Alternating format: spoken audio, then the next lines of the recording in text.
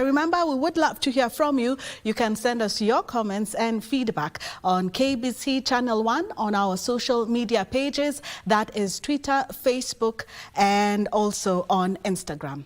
Now, the Council of Governors is warning of a looming county shutdown due to budget constraints. The council, which appeared before the Senate Finance Committee on Thursday, maintained that if the revenue shareable among the devolved units will be revised downwards from the proposed 400 billion shillings, it will hamper service delivery. Here is Abdiaziz Hashim with the details. A day after the Auditor General Nancy Gathungu lifted the lead on fishy avenues used to gobble up public monies at the devolved units. Or sometimes you'll find a dormant account in 1 year or for 2-3 years, and then suddenly it receives money. The money comes in and goes out, so we follow and we find, no, it was a vehicle to put aside. I think you also understand. Are you trying to say a vehicle for eating? The Council of Governors, led by their Vice Chair, who doubles up as Wajir Governor Ahmed Abdullahi, of the Council of Governors, we've invited you here, has broken their silence over the auditor's findings. So many bank accounts that you have, especially yesterday when we had the Auditor General appearing before the audit committee that we serve. But we will not take the thunder from what the AG has, what the Auditor General has said. We will see how to, consolidate our finances better.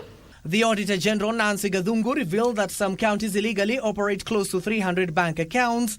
However, the governors have refuted the claims, stating that the accounts are being used for loans. On the many bank accounts, a lot of it is because of specific donor accounts, which make it a condition that, we open those accounts for those particular projects.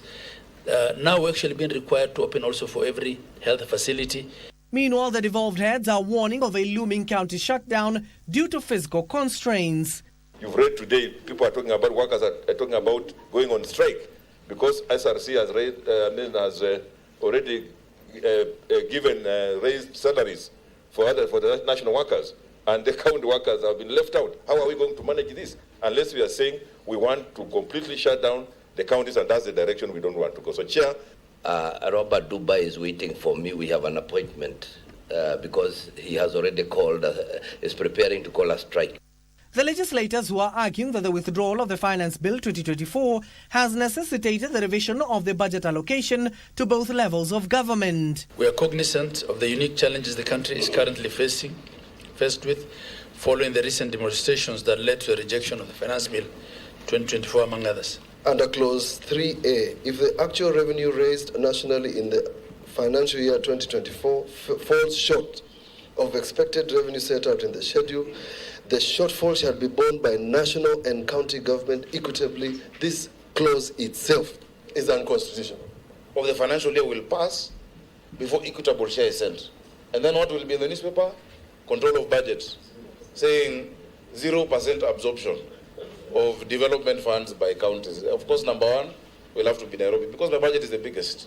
The chair of the Commission of Revenue, CRA, who also appeared before the Mandera Senator Ali Roba-led committee, argues that the deduction will hamper key projects being collaborated on by the national and the county governments. The Commission submits that for the financial year 24-25, the national government allocation be 2.194.1 billion and the county allocation be retained at 400.1 billion. Abdiaziz Hashim for Prime Edition.